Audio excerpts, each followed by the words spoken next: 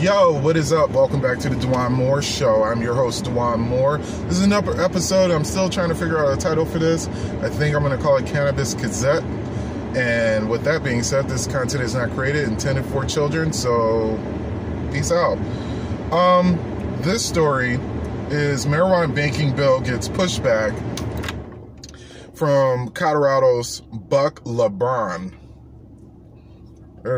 There's a method to my madness. We'll get to it at the end. How are you guys doing today? Today is Tuesday, February 18th in a short month.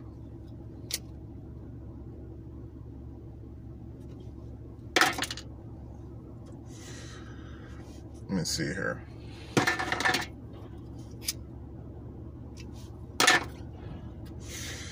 "12 members of the U.S. House of Representatives, including 2 from Colorado, are publicly pushing back against a federal bill that would give legal cannabis businesses access to banking services.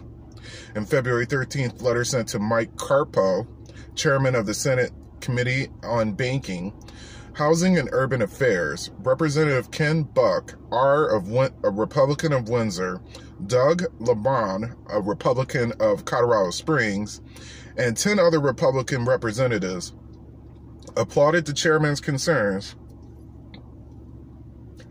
about the Secure and Fair Enforcement Act, also known as SAFE Banking Act, and urged him to stand strong in his assessment of risks proposed by allowing dispensaries, cultivations, and other businesses access to the federal banking system. Quote, "We have reservations with the unprecedented approach of allowing bank access for a Schedule I drug, in addition to increasing investments in marijuana enterprises even as they remain federally illegal," the representative wrote, unquote.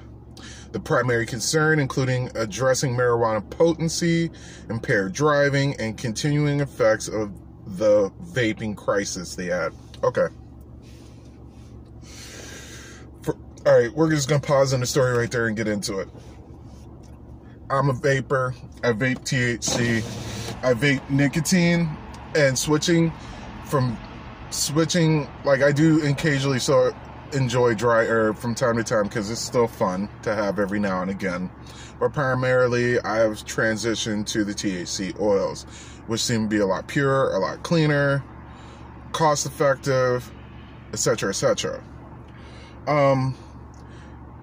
The reason why you got bad carts is because it's considered a Schedule I drug. So people aren't allowed to, it varies state to state. You got all these states, some you get medical, some you can have it recreational, some you can have it both. And if they just take it off it shouldn't be a Schedule I drug. Whatever beer is, it should be under beer, like below beer, because I've seen ish happen on beer that never happens when you're smoking marijuana. The most thing I've ever seen when you're doing that is somebody might go to sleep. So, let's see, apologize. Also, it's a money thing. They just don't get me started. The Safe Banking Act, championed by Colorado Democratic Representative Ed Perlmutter and Representative Senator Cory Gardner, passed the House last September by a vote of 321 to 103. The 12 representatives who wrote the recent letter to Carpo voted against it. They sent the letter in response to advocate who are pushing for the Senate to vote on the legislation soon.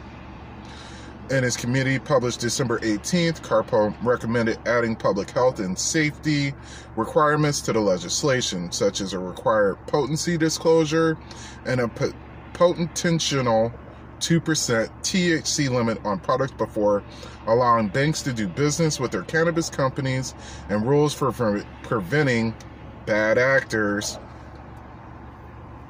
from laundering monies through banks. Quote, "The Safe Banking Act jeopardizes public safety by democratizing banking access for a Schedule 1 drug. Pause. That's the problem. It's still a Schedule 1 drug. It's legal for recreational and medical in almost more than a third of the states. And it's yet still considered a Schedule 1 because all of this shit is about control. Everything is about control.